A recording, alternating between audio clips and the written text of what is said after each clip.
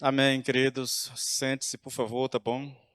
Queridos, vamos para Romanos. Romanos capítulo 7, versículos 12 e 13. Eu vou ler os dois, mas praticamente eu vou ministrar apenas um, tá bom? Que é o versículo 12.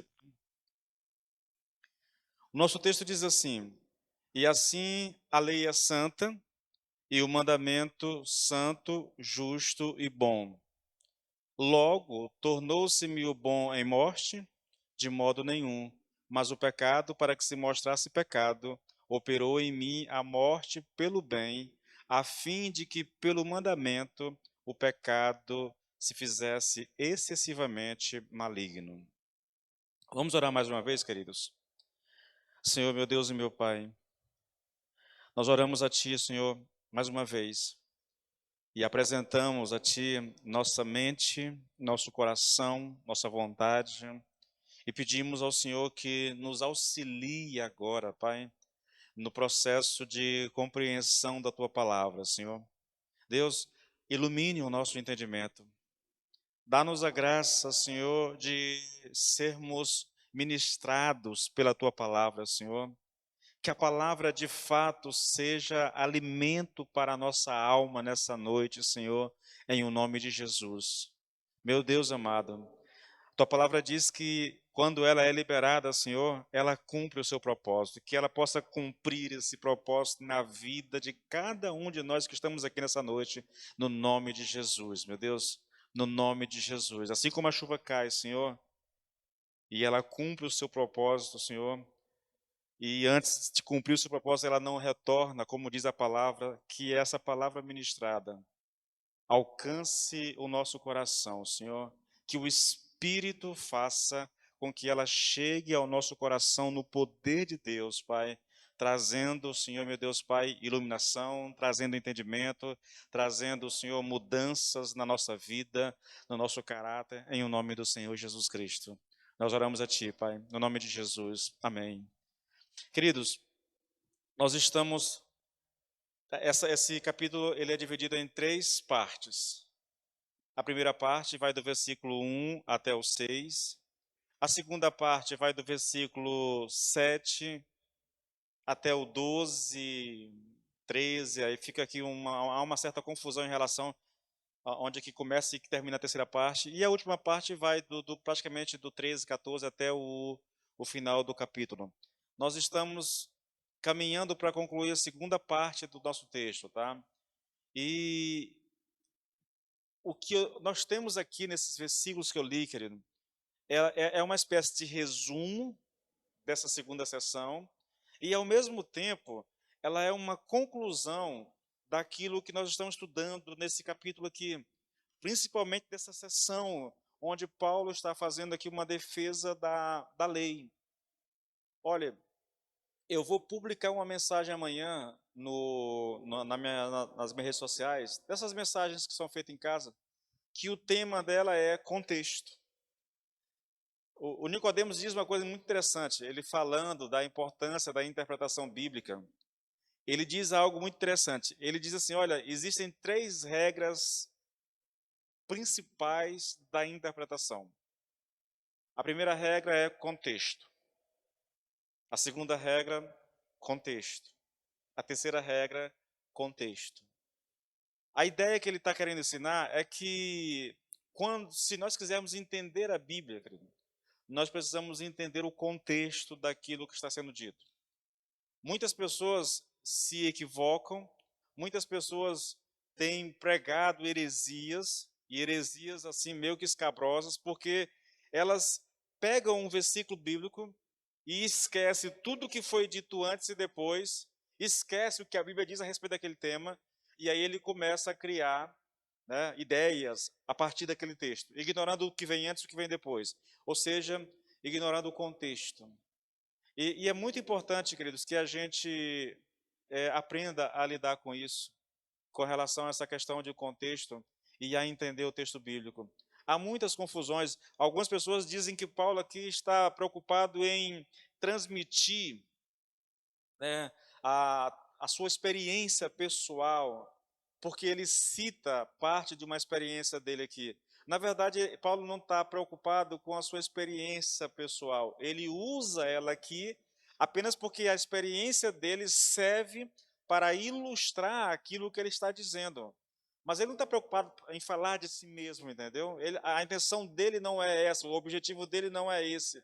Ele está apenas usando parte da sua experiência para ilustrar uma verdade que ele vem dizendo, que ele vem ensinando. Então, olha só, queridos, eu já disse em pregações anteriores, né, que essa sessão ela contém a mais perfeita e completa defesa que o apóstolo faz da lei de Deus em toda a Escritura. Tá? E Paulo faz isso porque ele sabia, querido, que algumas das suas falas a respeito da lei poderiam e de fato, né, foram mal interpretadas a ponto de se levantar uma questão como essa. Se você está com um texto aberto aí, eu peço que você mantenha o texto aberto. Olha o versículo 7. Veja como começa o versículo 7. Que diremos, pois? É a lei pecado? Por que Paulo está fazendo essa pergunta? Uma das características principais dessa carta de Paulo é que Paulo prega, querido, de uma forma muito interessante. Ele sempre, há um termo que a gente dá para isso, mas não me vem aqui à mente agora. Ele sempre imagina que alguém ouvindo aquilo que ele ensinou, ele está escrevendo uma carta para a igreja de Roma, ele sabe que essa igreja vai ser lida lá, ele sabe que a igreja de Roma tem alguns judeus, e que quando o pastor da igreja estiver lendo a carta, esses judeus vão levantar um monte de questionamentos por aquilo que ele vem ensinando aqui, entende? Então ele sabe que depois de tudo que ele disse aqui no capítulo 7, no capítulo 3, no 5, no 6, alguém vai levantar a seguinte pergunta. E aí o que ele faz? Ele se antecipa, elabora a pergunta que aquele irmão poderia elaborar, ele faz a pergunta e depois responde a pergunta. Então, olha só. Versículo 7. Que diremos, pois? É a lei pecado?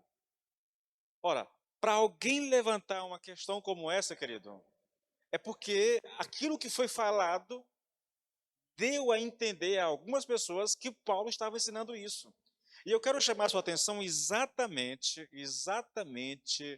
para essas falas de Paulo que dão a entender, tá? Ou que, se mal interpretada, levam as pessoas a compreender a lei como se ela fosse pecado, como se ela fosse má, na verdade. Por exemplo, Romanos 3, 19 e 20. Olha o que Paulo diz lá. Ele está concluindo aqui toda a sessão que ele começou no versículo 6 do capítulo 1, a respeito do homem debaixo da ira de Deus. E ele diz o seguinte, olha, ora, nós sabemos que tudo o que a lei diz, aos que estão debaixo da lei, o diz, para que toda a boca seja fechada e todo o mundo seja condenável diante de Deus. E agora preste atenção, por isso, nenhuma carne será justificada diante dele pelas obras da lei, porque pela lei vem o conhecimento do pecado. Paulo está ensinando aqui de maneira muito clara que a lei não foi dada para justificar, para salvar o homem. A lei foi dada para que o homem tivesse o conhecimento do pecado, entende? É lógico, esse entendimento nós temos. Mas imagine um judeu que cresceu a vida toda aprendendo da grandeza da lei, que a lei foi dada para salvar. Aí vem Paulo e diz: olha, ela não foi dada para salvar.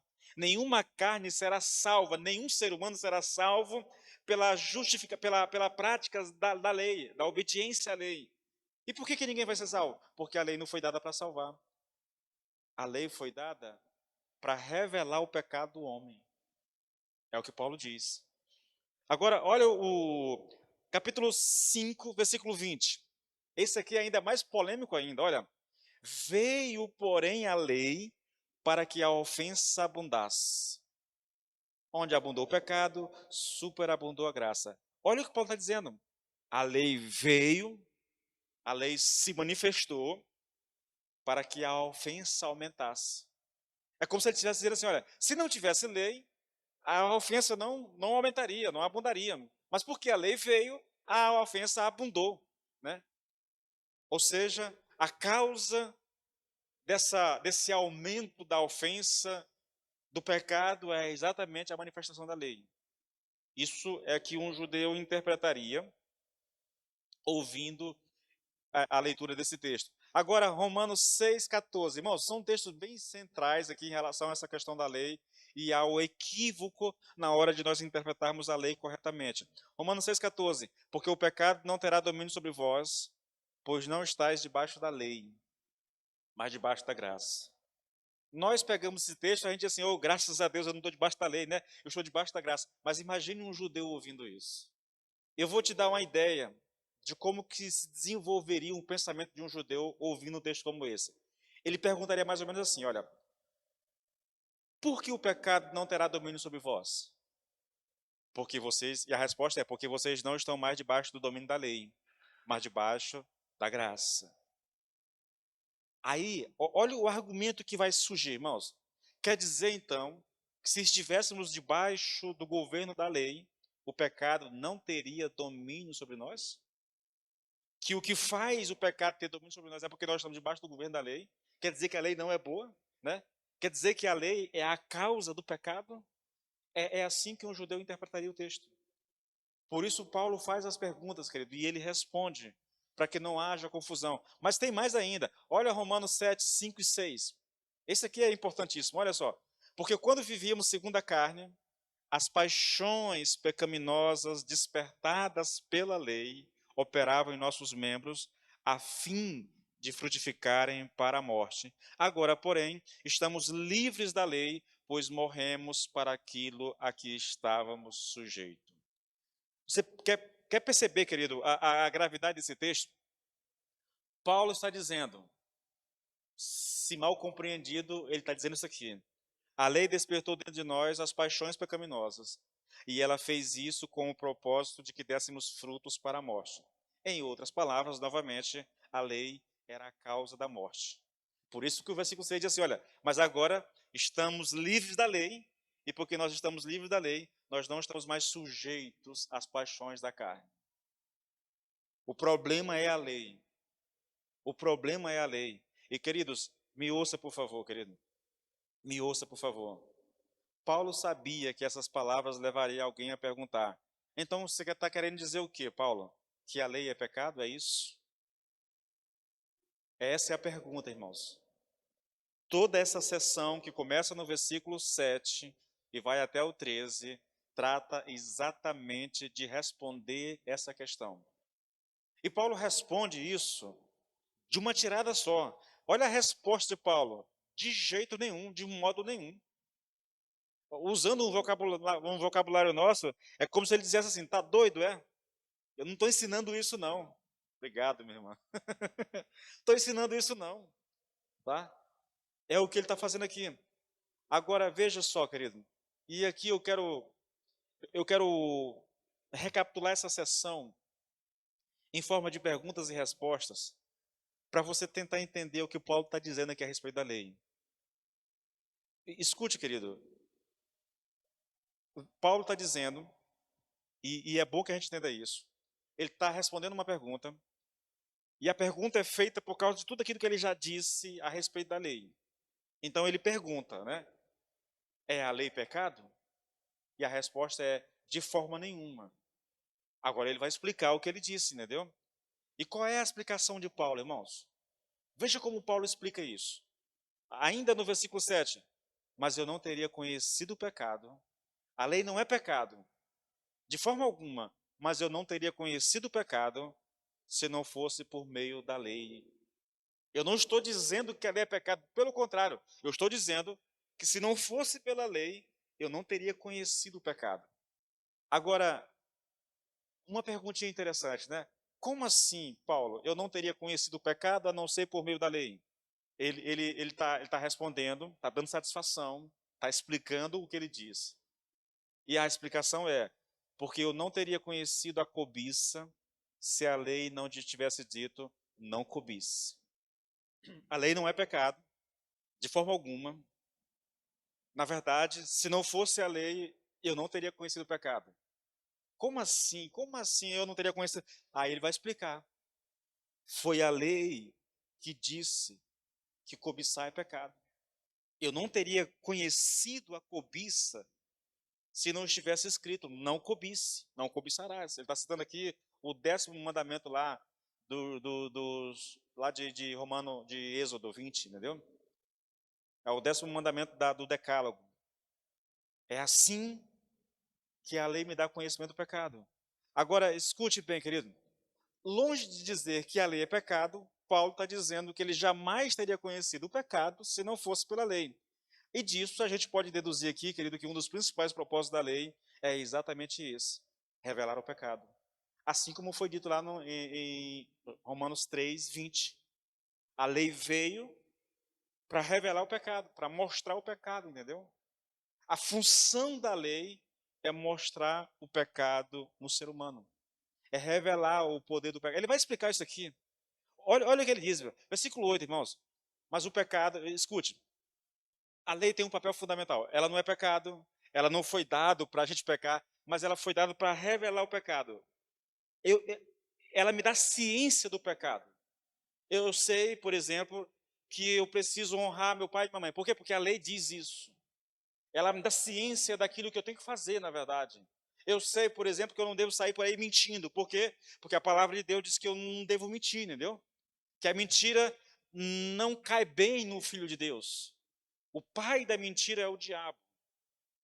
Então, ela está me apontando o caminho certo. Agora, e aí é que nós temos um problema. E aí ele começa a apresentar esse problema para nós. É lógico, tudo isso aqui eu já preguei exaustivamente a vocês, tá bom? Tá tudo aí nessa sessão que vai do 7 já ministrei até o 11, na verdade. Muitas pregações, querido. Olha o que ele diz. Mas o pecado, aproveitando a ocasião dada pelo mandamento, o pecado, aproveitando a ocasião dada pelo mandamento. O mandamento vem e diz, não cobice. O pecado vem, se apropria dessa situação e gera no homem todo tipo, olha o que ele diz aqui, olha, mas o pecado, aproveitando a ocasião dada pelo mandamento, despertou em mim todo tipo de cobiça, porque sem lei o pecado estava morto. Você percebe aqui, querido? A lei foi dada para o nosso bem, para apontar o caminho certo que a gente deve andar, para apontar as coisas certas que a gente deve fazer. Então a lei veio para Paulo e disse, olha, Paulo, não cobice. Só que, quando a lei veio e me disse, não cobice, o pecado se apropria daquela situação, entende? Se aproveita da ocasião, dada pelo mandamento que diz não cobice, e Paulo diz, e usando o mandamento, o pecado despertou em mim todo tipo de cobiça. Isso, eu trabalhei isso, querido. Eu não vou repetir muita coisa aqui, porque tudo isso aqui já foi dito em ministrações anteriores, tá bom? Mas é para a gente entender, irmãos, e aí, a defesa que Paulo está fazendo aqui. Porque tudo leva a crer que o problema é a lei. Porque a lei disse não cobice, então eu estou cheio de cobiça aqui. Então a lei é ruim, é o que nós vamos cair, é o texto que nós vamos trabalhar hoje, entendeu? Então a lei é ruim, no caso. A lei não tem utilidade, ela é má, no caso, entende? E aí Paulo diz, não, não é. O problema não é a lei. Porque sem lei, o pecado está morto. Agora escute, querido. Veja, eu vou trabalhar um pouco isso aqui com vocês. A lei diz, não cobice. Está lá o mandamento. Não faça. Mas o pecado toma o mandamento e produz dentro de nós todo tipo de desejo. E como é que ele faz isso? Chamando a atenção para aquilo que é proibido. Olha um exemplo de como o pecado faz isso, querido, na nossa vida. Gênesis 3, versículo 1. Mas a serpente, mais astuta que todos os animais selvagens que o Senhor Deus tinha feito, disse à mulher: é verdade que Deus disse? Não coma do fruto de nenhuma árvore do jardim? O que a serpente fez? Ela pegou o mandamento que Deus deu para a mulher, entendeu? E está se aproveitando do mandamento para despertar em Eva todo tipo de cobiça no coração dela. Ele está chamando a atenção de Eva exatamente para aquilo que era proibido. É assim que o pecado age na vida do ser humano, querido. O mandamento chama a atenção para aquilo que é proibido. E o pecado se aproveita disso e começa a instigar você a fazer exatamente aquilo que o mandamento diz para não fazer. Olha, querido, para mim aqui, repito, Paulo está usando aqui a sua própria experiência para ensinar aquela igreja, irmãos, e consequentemente, né, a todos nós hoje aqui, mas principalmente a mente de Paulo está nos seus conterrâneos, que são os judeus, entendeu? Um dos maiores perigos da vida espiritual, ele quer ensinar isso para a gente, um dos maiores perigos da vida espiritual, que é exatamente a religiosidade. A religiosidade, irmãos, ela é fruto do pecado, isso aí não tenha dúvida, entendeu? A religiosidade.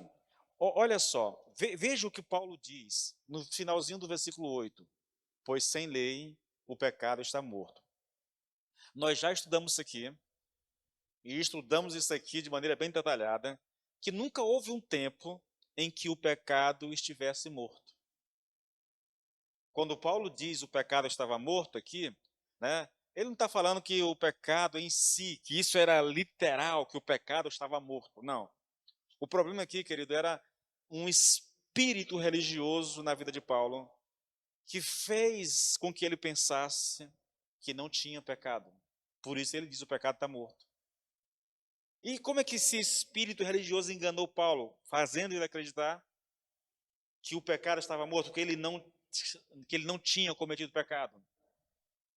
E isso aconteceu porque Paulo, querido, assim como os judeus, como os fariseus da sua época, eles obedeciam a algumas regras e mandamentos, tá? Alguns regulamentos, extraídos até mesmo da Escritura. E porque eles obedeciam a essas regras, eles acreditavam que não tinham pecado. Não é exagero, irmãos. Eu sempre vou citar isso aqui, irmãos. Talvez o texto mais claro em toda a Bíblia para demonstrar esse espírito religioso, de como ele é enganoso na vida do ser humano, é um trechinho de uma autobiografia de Paulo que ele faz lá em Filipenses 3. No versículo 6, ele diz assim: olha, quanto à justiça que há na lei, eu era irrepreensível. Era essa a percepção que esse homem tinha de si mesmo. Eu sou irrepreensível na minha obediência à lei de Deus. Mas, na verdade, não era a lei de Deus que ele estava obedecendo princípios, regulamentos, regras ensinadas a partir de uma interpretação equivocada da lei de Deus. Você quer um exemplo disso, querido? O mandamento diz: honra teu pai e tua mãe. Esse é o mandamento, está lá. Se eu não me engano, ele é o sexto mandamento. O sexto mandamento. Aí, os líderes judeus, os fariseus, pegaram esse mandamento, criaram uma regra em cima desse mandamento, que a obediência à regra fazia com que as pessoas desobedecessem o mandamento. O mandamento é: honra teu pai e tua mãe. A regra é: se aquilo que você tem para ajudar os seus pais em termos financeiros, você disser corban, ou seja, isso é consagrado ao Senhor, então você está desobrigado de dar esse dinheiro para o seu pai e para sua mãe e levar esse dinheiro para ofertar à igreja. Você percebe? A obediência à regra que foi criada em cima do mandamento leva a pessoa a desobedecer o mandamento. Como é que a gente chama isso? Religiosidade. Essa era a situação de Paulo. Enquanto ele estava naquela situação, ele achava que o pecado estava morto, ele achava que vivia sem lei. O texto vai dizer tudo isso, entendeu? Mas aí aconteceu algo, irmãos. Tudo mudou na vida dele quando o Senhor Jesus Cristo, né, se encontrou com ele e abriu o entendimento dele através do Espírito Santo. Ele diz: a lei o agarrou, na verdade. Antes ele vivia como se não existisse lei, mas depois de ter o seu entendimento iluminado, ele pôde perceber o poder do pecado. E é disso que ele está falando aqui, querido. Ele está aqui citando aqui um trecho da sua experiência para relatar exatamente isso. De como que o problema não é a lei não é má, a lei não é injusta, a lei não é pecado. O problema, a lei é boa, a lei é perfeita, a lei é santa, a lei é justa. O problema é o pecado, que é um poder tão grande que ele usa até mesmo a lei de Deus em seu favor. Ele manipula os mandamentos de tal forma, né, nos engana de tal forma que faz com que a gente peque, que faz com que a gente desobedeça. Veja, novamente, querido, olha o pecado, olha o engano do pecado na vida de Paulo antes da conversão. Ele achava que estava tudo bem com ele se achava um homem altamente espiritual, ele achava que obedecia toda a lei de Deus nos mínimos detalhes. Eu era irrepreensível, diz ele, entendeu? E aí eu posso chamar sua atenção para o homem que foi, para os dois homens que subiram ao templo para orar, né? E está lá o fariseu orando lá: Senhor, eu te agradeço porque eu não sou como os demais homens, porque eu dou dízimo disso, porque eu faço isso, porque eu faço aquilo. Ou então você pode pensar lá no jovem lá, que se encontra com Jesus e pergunta assim: mestre, o que eu devo fazer para ser salvo? E o Senhor cita lá uma série de mandamentos lá, né? Honra pai e mãe, não adulterarás, não matarás, tal. Senhor, eu faço isso desde criança, Senhor. Eles achavam realmente que estavam obedecendo ao mandamento, à lei de Deus. Mas no fundo, eles eram enganados pelo pecado, vivendo uma religiosidade vazia e, ao mesmo tempo, querido, uma religiosidade que desonrava a Deus, que envergonhava o nome de Deus, que levava esses homens a desobedecerem à lei de Deus, achando que eles estavam obedecendo à lei de Deus. Olha o versículo 9, querido. Antes eu vivia sem lei, sem a lei, mas quando o mandamento veio, o pecado reviveu e eu morri. Não é que Paulo vivia sem lei, irmãos. Aqui, só para a gente usando uma expressão muito nossa, né? Aqui foi quando a ficha de Paulo caiu, entendeu? Quando ele se deu conta da situação dele. Eu quero que você lembre, querido, que Paulo está olhando para a sua experiência passada à luz da perspectiva que ele tinha no momento que está escrevendo, entendeu? Agora ele é um homem de Deus, agora os seus olhos foram iluminados, entendeu?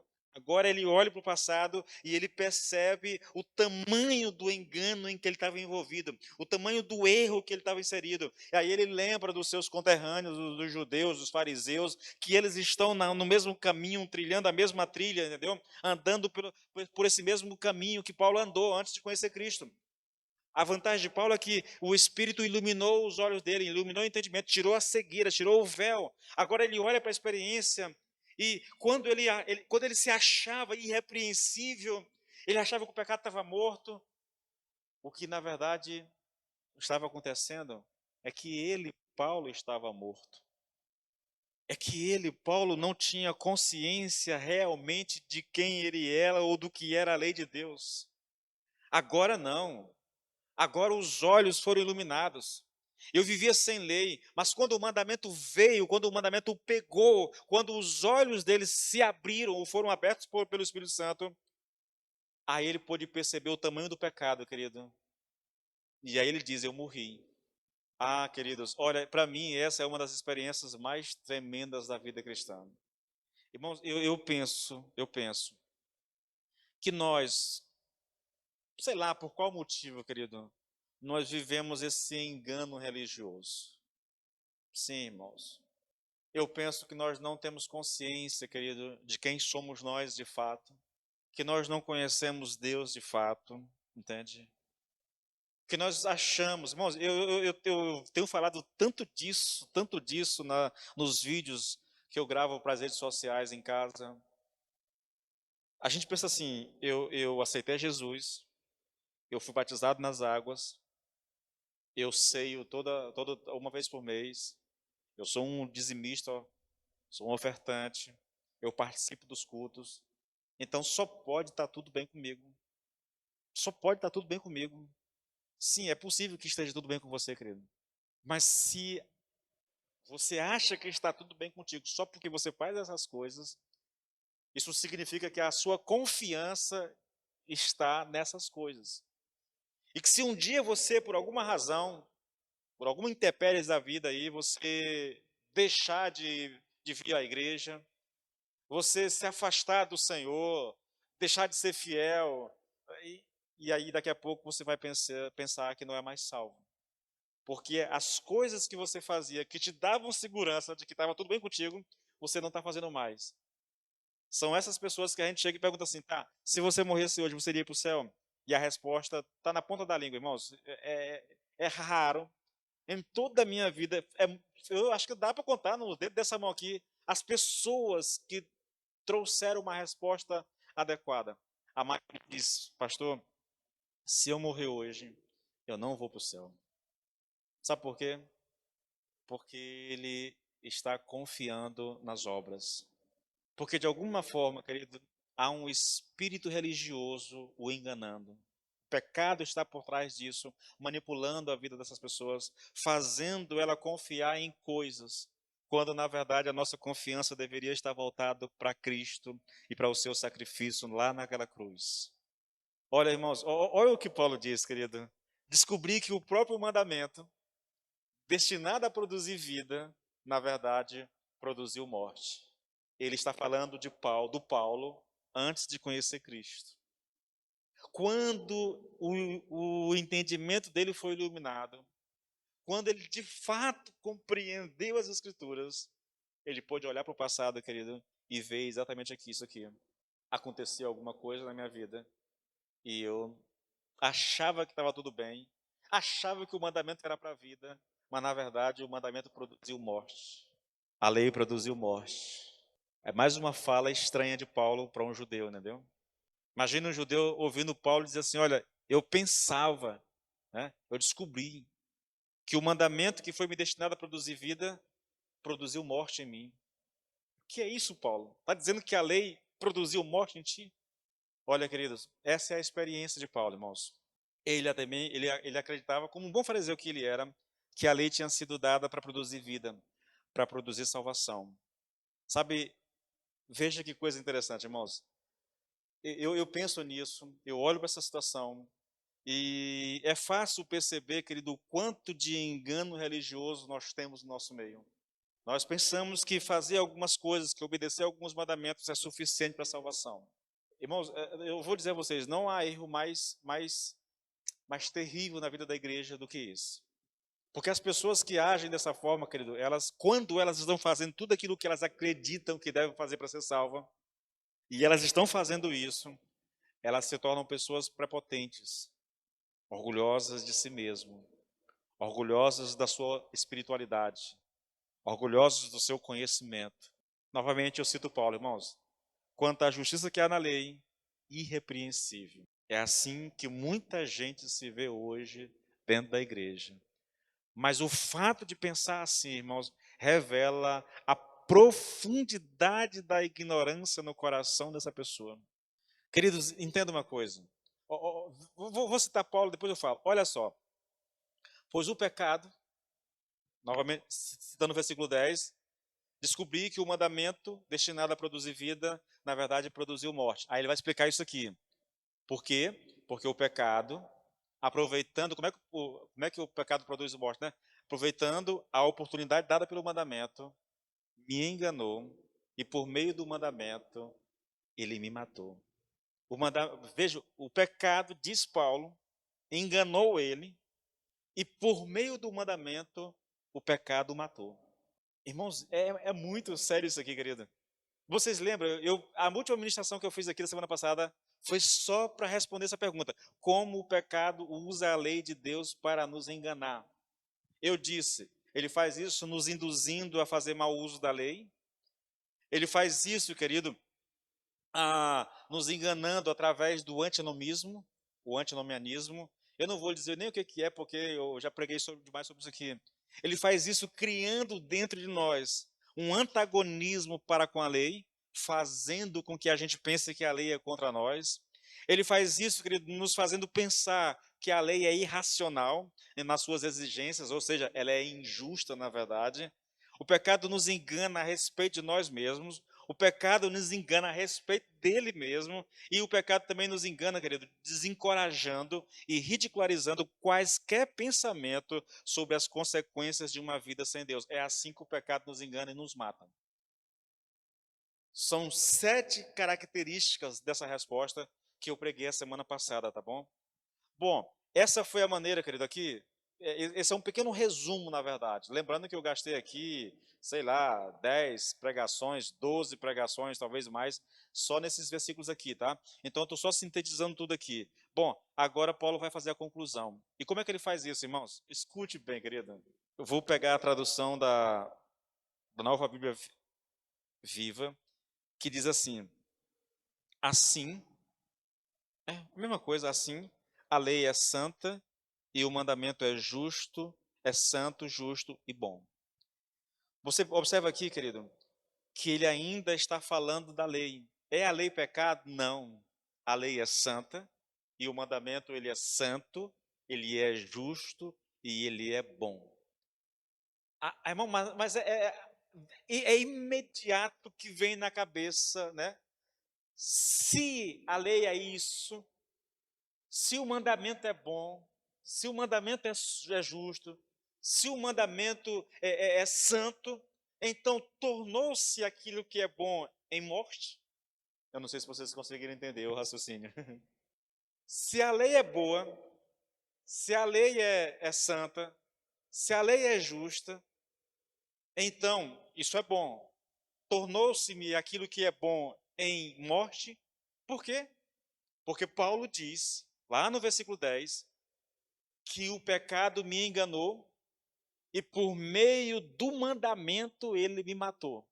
O tempo todo aquilo que Paulo vem ensinando leva um judeu a pensar que a lei é má, que a lei é a causa da nossa morte. A pergunta é, então, a lei que é boa se transformou em morte para mim? E a resposta de Paulo é, de modo nenhum. De modo nenhum. Mas o pecado, para que se mostrasse pecado, para que se revelasse como pecado, operou em mim pelo bem, ou seja, através da lei, a fim de que pelo mandamento o pecado se fizesse excessivamente maligno. Eu vou tratar desse versículo 13 semana que vem, e eu vou esmiuçar isso aqui, querido, com vocês, tá bom? De forma que vocês entendam. Queridos, vou aqui dar uma dica para vocês. Eu não tenho como tornar isso mais simples, irmãos. Eu não sei como fazer. É algo que eu não tenho nem como mudar as palavras de Paulo aqui, entendeu? A lei é boa, a lei é perfeita, a lei é santa, a lei é justa. Mas tudo que Paulo disse dá a entender que é a lei que me mata, é por causa da lei que eu sou morto. Por causa disso, se pergunta, então aquilo que é bom se tornou em morte para mim? A lei que é boa se transformou em morte para mim? E a resposta, novamente, é de modo nenhum. É por isso que aqui algumas pessoas acreditam que ele está começando uma nova sessão. Quer dizer, então, que a lei é pecado? De modo nenhum. Ele está começando a sessão. Aqui, novamente, né? Olha a pergunta. Logo, tornou-se-me bom, tornou-se-me o que é bom em morte? De modo nenhum. Parece que ele está começando uma outra sessão aqui, entendeu? Mas vamos trabalhar um pouco sobre a respeito da lei, querido? Paulo diz que a lei é santa, boa e justa. Ele está respondendo toda a acusação que foi feita a respeito da lei, toda a interpretação equivocada que foi feita a respeito da lei. Meu conselho para você, querido, se você quer realmente aprender, se você quer realmente entender isso aqui, queridos, eu sugiro a vocês, irmãos, de todo o coração, pegue as ministrações, querido, ouça elas.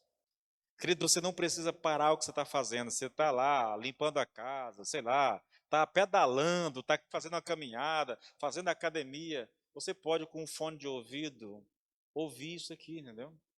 Lavando a louça, né, amor? Eu só lavo louça assistindo alguma coisa na minha frente, uma pregação, algum vídeo que me interessa, entendeu? Ouça, querido. Eu não estou ensinando, irmãos, uma coisa que é superficial. Isso aqui é muito profundo, irmãos. É profundo isso aqui. Então, talvez você tenha dificuldade em ouvir a primeira vez, mas ouça uma segunda vez. Olha só, o capítulo 7 de de Romanos, o comentário dele, eu já li esse comentário 3 vezes, 3 vezes, e estudando, eu estou lendo de novo, e estudando, entendeu? Então eu sugiro a você, querido, até porque isso te força a crescer, irmãos, força você a crescer. Faz anotação se você puder, querido. Tenta extrair o que está sendo dito ali. Porque, irmãos, senão a gente ouve e não aprende, entende? Não aprende. Repito, eu já fiz não sei quantas recapitulações daquilo que eu vou ensinando para ver se eu consigo gerar na mente de vocês alguma coisa em relação ao texto. Mas eu não posso ir além disso, querido. Aí você tem que se esforçar um pouquinho, tá bom? Então vamos lá. Qual era a acusação contra Paulo? De que tudo o que ele vinha dizendo a respeito da lei levava ou poderia levar as pessoas a concluir que a lei era má, que ela nos faria pecar. E a resposta de Paulo é exatamente isso. Não, não, não. A lei é santa e o mandamento é santo, justo e bom. É como se ele estivesse dizendo o seguinte: olha, essa acusação jamais deveria ter sido proferida contra mim, né?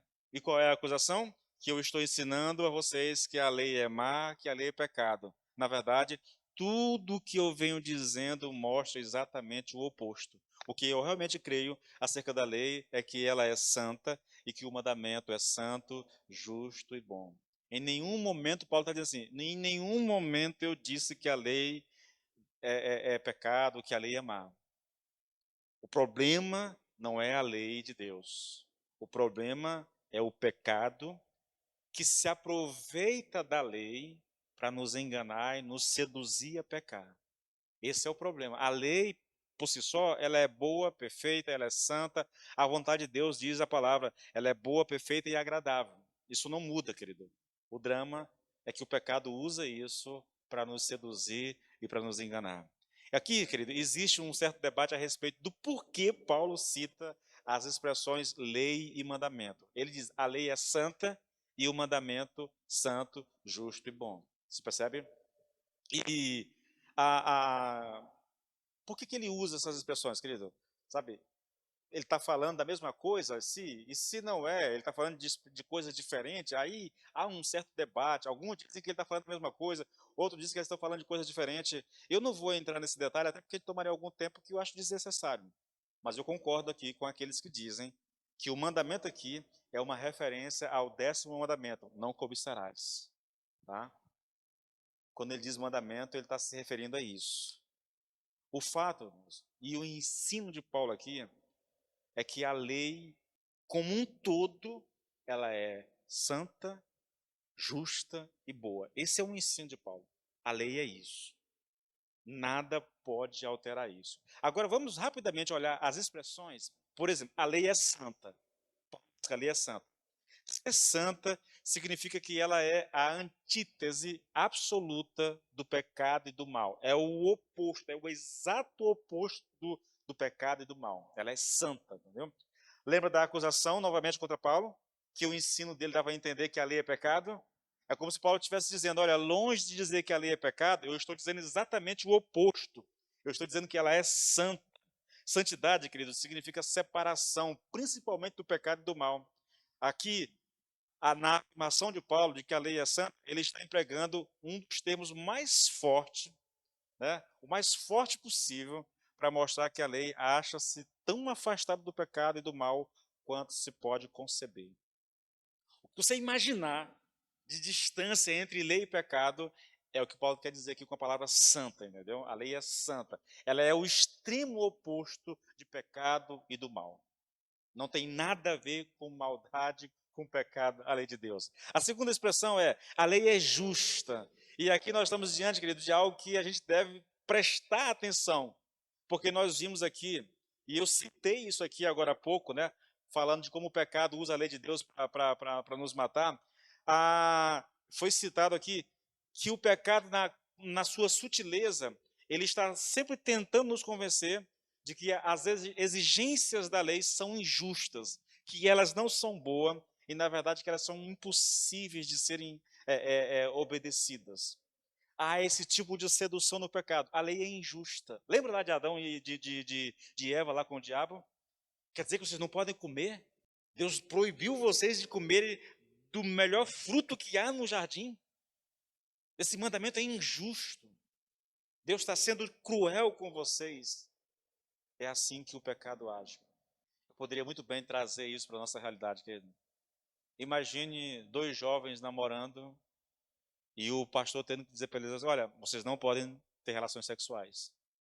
Mas, pastor, por que não pode, pastor? Todo mundo tem, pastor. E já ouviu aquele discurso do test drive? Pastor, como é que eu vou casar, pastor? Se você vai comprar um carro, a gente vai lá na loja, pega o carro, dá uma... Então, aí usa aqueles argumentos aí idiotas, entendeu? Por quê?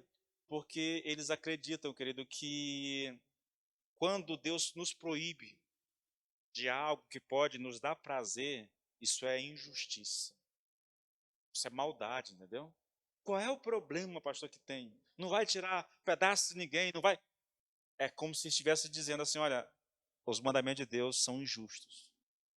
O mandamento de Deus veio para roubar o nosso prazer, a nossa alegria. E Paulo diz: não, a lei de Deus é justa.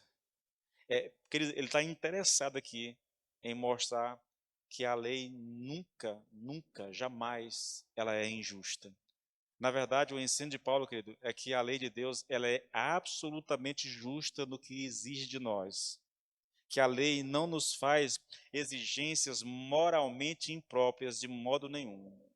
Ou eu posso dizer isso de maneira reduzida, querido, não há nada que seja injusto para o homem nos mandamentos de Deus, ou só nos 10 mandamentos, se você quiser. A lei, ela é dada, querido, com uma clareza muito, muito objetiva, entendeu?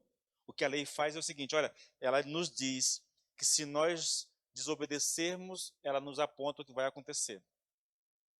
Se nós obedecermos, ela aponta as bênçãos, as recompensas. Se nós desobedecermos, do mesmo jeito, se você quer um exemplo disso, querido, eu acho que não há capítulo mais perfeito em toda a Bíblia para relatar a justiça da lei do que Deuteronômio 28. Se você obedece, o Senhor diz: vai acontecer isso, isso, isso, isso, isso contigo. Mas se você desobedecer, aí vai acontecer isso, isso, isso, isso, isso, isso, isso, isso, parece que não tem fim, entendeu? Tá lá, querido. Eu vou te dar um exemplo, irmãos, do que eu estou falando. Se nós obedecermos, nós seremos recompensados. Se nós desobedecermos, haverá penalidade na nossa vida. É isso que a lei faz. Ela é justa. Você quer um exemplo, querido, ilustrado do que eu estou falando? Vamos lá para Adão e Eva mais uma vez? É muito bom a gente olhar para aquele casal, porque a gente vai aprender muita coisa ali, entendeu? Foi dada, vocês sabem, foi dada uma lei para o casal. E foi dito ao casal exatamente o que aconteceria com eles se eles transgredissem a lei que foi dada. Depois, querido, eles transgrediram a lei, e o que aconteceu depois é que tudo aquilo que Deus disse que ia acontecer com eles, aconteceu. Eles foram advertidos com antecedência das consequências que aconteceriam com ele. E porque eles desobedeceram, aconteceram exatamente as coisas que Deus disse que aconteceria com eles. A lei é justa nesse sentido, irmãos. A última expressão aqui é que a lei é boa. Citando mais uma vez o versículo 12, assim a lei é santa e o mandamento é santo, justo e bom. A bondade de Deus aqui, querido, se estende a todos os seus propósitos, a todos os seus objetivos, na verdade, a todos os seus efeitos. Olha, deixa eu dizer uma coisa para vocês. Eu vou citar aqui porque em que sentido que a lei de Deus é boa, mas eu quero que você entenda uma coisa. Todo mandamento de Deus na Bíblia tem o propósito de nos abençoar. Sabiam disso?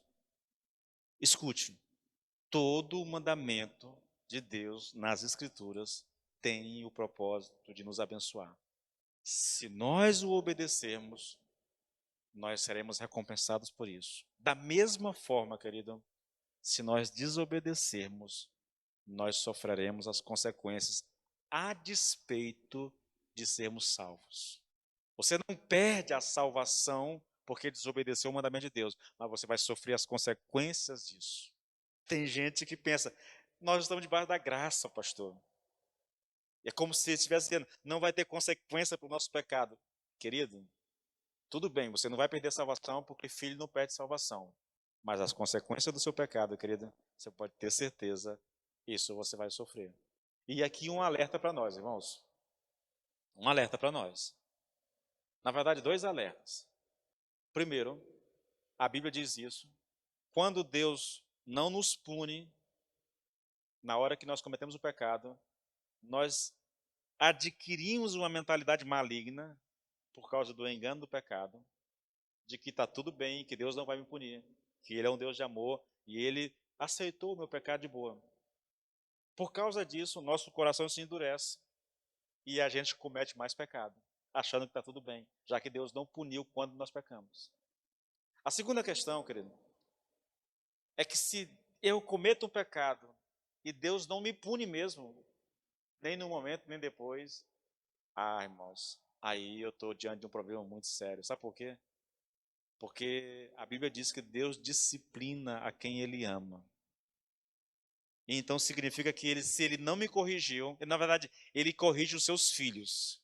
Hebreus diz que Deus corrige os seus filhos. E se nós não somos corrigidos, então é porque nós não somos filhos. Em que sentido, mudando aqui, em que sentido a lei pode ser boa, irmãos, para nós? Primeiro, porque ela nos mostra o que é o pecado. É a principal função da lei mostrar a nós o que é o pecado. Ela faz isso. Bom, querido, se a lei de Deus diz, honra teu pai e tua mãe, e você está desonrando, ela está trazendo às claras o teu pecado. Você está desonrando os seus pais. Se a lei de Deus diz, não minta, entendeu? Não mentirás, não darás falso testemunho, e você mente, ela está apontando o seu pecado, você é um mentiroso. E eu poderia esticar isso aqui um bocado, tá? Em segundo lugar, querido, a lei de Deus é boa porque ela nos mostra o que devemos ser, como devemos viver, como devemos nos conduzir e nos comportar. Sim, tudo isso você vai encontrar nas Escrituras Sagradas. Como um crente deve viver, querido, como um crente deve se comportar, como ele deve ser. Tudo isso, querido, você vai encontrar aí ensinos abundantes a respeito disso. De amar o próximo, de perdão e tudo que você possa imaginar, a Bíblia vai te instruir, entendeu? Ela está ali para nos mostrar a maneira como Deus quer que nós vivamos. Lembre-se que a lei, ela é um reflexo do caráter de Deus. A lei revela para nós a vontade de Deus para nossas vidas, tá? E em terceiro lugar, querido, a lei é boa porque por ela podemos aprender o que é bom e o que é melhor para nós. Não existe, não existe melhor vida que a vida vivida em conformidade com a lei de Deus. Quem quer que tenha essa vida tem o melhor tipo de vida concebível. Essa vida, ela é exemplificada na vida do Senhor Jesus Cristo, porque Ele viveu essa vida, querido. Eu leio muito o Lord John, e uma das falas que ele mais diz num comentário que eu estou lendo de Atos dele, é a seguinte: se tão somente, se tão somente as pessoas vivessem o Sermão do Monte, o mundo seria um paraíso. Mas ele diz isso demais, querido. Se as pessoas vivessem o Sermão do Monte, o mundo seria um paraíso. Por quê? Porque a lei de Deus, ela é boa, ela é justa, ela é santa.